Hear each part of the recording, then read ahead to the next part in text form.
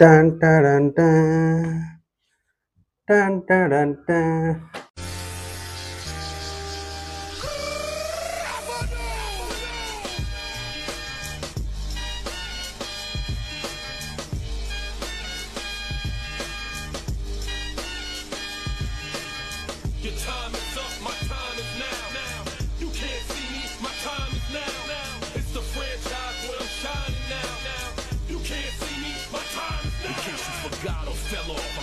இந்த சிம்பிளை பார்த்தாலே தெரிஞ்சிடும் நம்ம யாரை பத்தி பேச போறோம்ட்டு. த லெஜெண்டரி ஜான் சீனா, அவங்கள பார்த்து நம்ம பேச போறோம்.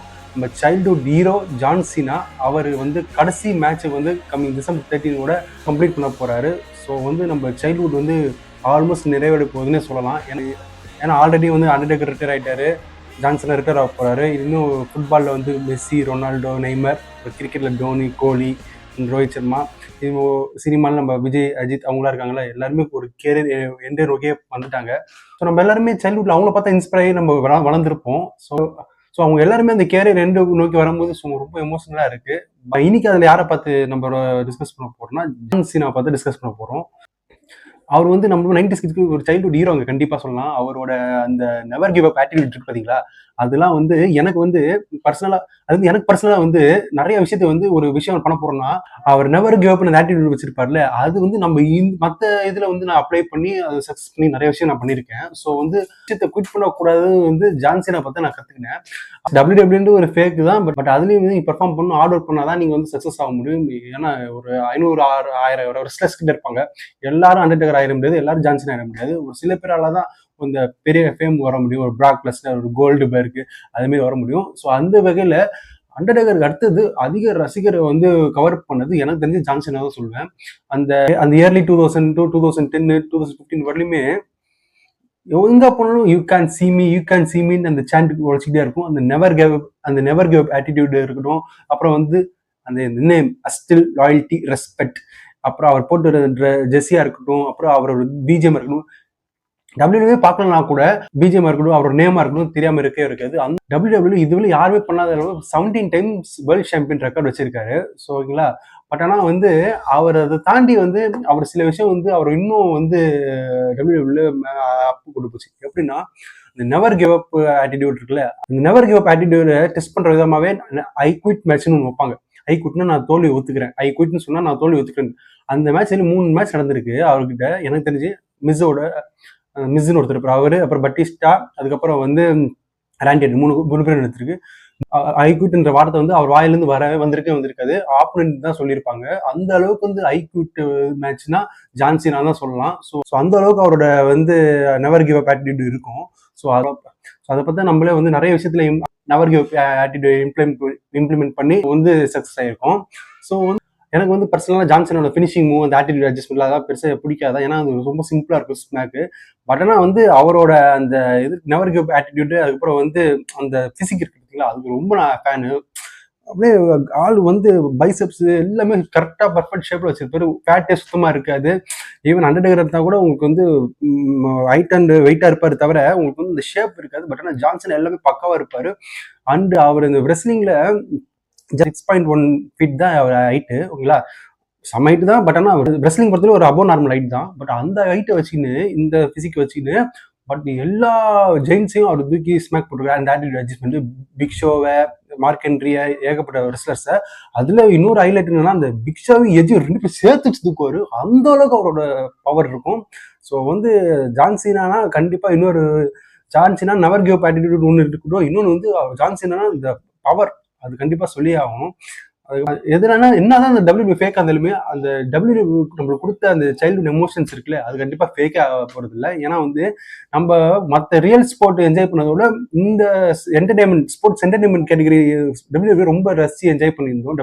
அண்ட் இப்போ கூட எப்படின்னா, WWE பார்த்துட்டு ஸ்கூல்ல வந்து நான் இந்த பிளேயர், நான் இந்த பிளேயர் சொல்லி லஞ்ச் டைம்ல வந்து ஜாலியாக சண்டை போட்டுப்போம்.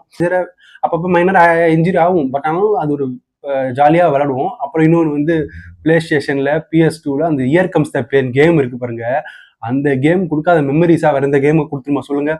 அப்படியே ஸ்கூல் முடிச்சு ஃப்ரெண்டு வீட்டுக்கு போவோம். ஃப்ரெண்டு வீட்டுக்கு போனோன்னு ஒரு 5-6 ஜெய்ஸ்டிக் இருக்கும், 5-6 பேர் விளாடுவோம்.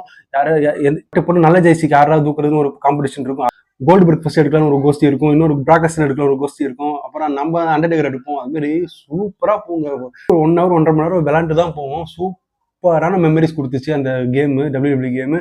அதுக்கப்புறம் இந்த கார்ட்ஸ், ட்ரம் கார்ட்ஸ் இருக்குல்ல, WWE கார்ட்ஸ், அது ஸ்கூலுக்கு எடுத்துகிட்டு போயிட்டு ஃப்ரீ டைமில் விளையாடுறது ரொம்ப என்ஜாய் பண்ணி செலிப்ரேட் பண்ணது WWE தான் சின்ன வயசுல. ஸோ அந்த அளவுக்கு எங்களுக்கு மெமரிஸ் கொடுத்த WWE வந்து நாங்கள் மறக்கவே மாட்டோம். என்னதான் அது வந்து ஃபேக்காக இருந்தாலும் வந்து கண்டிப்பாக ரொம்ப ரிஸ்கியான ஸ்டெப்ஸாக தான் இருக்கும். ஏன்னா வந்து இப்போ ஜான்சினா இருக்கட்டும், யாராக இருந்தாலும் ஏகப்பட்ட சர்ஜரிஸ் நடந்திருக்கு. ஸோ வந்து அவங்களால இப்போ 48 வயசுல அவங்க இதுதான் கடைசி மேட்ச் அனௌன்ஸ் பண்றாங்கன்னா இப்போ எந்த அளவுக்கு அவங்க பாடி வந்து ஸ்ட்ரெயின் ஆயிருக்குன்னு பார்த்துக்கோங்க. ஸோ இதுதான் ஜான்சினாவோட இது. பட் கம்மிங் December 13 வந்து அவரோட ஃபைனல் மேட்ச் வந்து நடக்க போகுது. ஆப்போசிட் பிளேயர் கூட யாரும் தெரியல, பட் ஆனால் நடக்குது. கண்டிப்பாக இந்த மேட்ச் பார்த்து செலிப்ரேட் பண்ணுவோம். பட் ஆனால் அதே டைம்ல எமோஷனலாக இதுதான் கடைசி மேட்ச்னு ஒரு மனசுல தோணும். அதுவும் கொஞ்சம் வருத்தமாக தான் இருக்கும். ஏன்னா நம்ம சைல்ட்ஹுட் ஹீரோஸ் எல்லாருமே ரிட்டையர் ஆகிட்டு இருக்காங்க. ஸோ ரொம்ப வருத்தமா இருக்கு. ஜான்சினா இதை தாண்டி WWE தாண்டி அவர் நிறைய நல்லது செஞ்சிருக்காங்க. ஸோ நேர்மைக்கும் இன்னும் ஏகப்பட்ட ஃபேன்ஸ் இருக்காங்க. ஸோ என்னதான் ஒரு பெரிய ஃபைட்டர் இருந்தாலுமே இப்போ ஜான்சினா கூட கம்பேர் பண்ணா பிராக் லெஸ்னர் பெட்டர் ஃபைட்டர் தான். பட் ஆனால் ஜான்சினா அளவுக்கு ஒரு ஃபேமஸ் இல்லை. ஏன்னா வந்து அவரோட கேரக்டர் இருக்குல்ல, அது ரொம்ப நேர்கோடா இருக்கும். அதனால வந்து ஜான்சினாக்கு இன்னும் எக்ஸ்ட்ரா ஃபேன்ஸ். எப்படின்னா ரெஃப்ரீஸை மதிப்பாரு, ரெஃப்ரீஸ் போய் சண்டை போட மாட்டாரு. ஜான்சன் எப்போதுமே தோத்தாலும் சரி ஃபேக் பண்ணி ஜெயிக்கவே மாட்டாரு. அதுபடி நிறைய கேரக்டர் சொல்லிட்டே போகலாம். அண்ட் வந்து WWE தவிர்த்து நீங்க பாத்தீங்கன்னா கூட நிறைய சேரிட்டி பண்ணியிருக்காரு, நிறைய ஹெல்ப் பண்ணியிருக்காரு குழந்தைங்களுக்கு. இன்னும் ஒரு மெயின் அதுல வந்து 650 குழந்தைங்க வந்து எந்த குழந்தைங்கன்னா கிரிட்டிக்கல் குழந்தைங்களாம் இந்த கிரிட்டிக்கல் இல்னஸ்ல இருப்பாங்கல்ல, ஆல்மோஸ்ட் இறக்கப்படுறாங்க. அவங்களோட கடைசி ஆசையை நிறைவேற்றி வச்சு கின்னஸ் ரெக்கார்ட் பண்ணியிருக்காரு.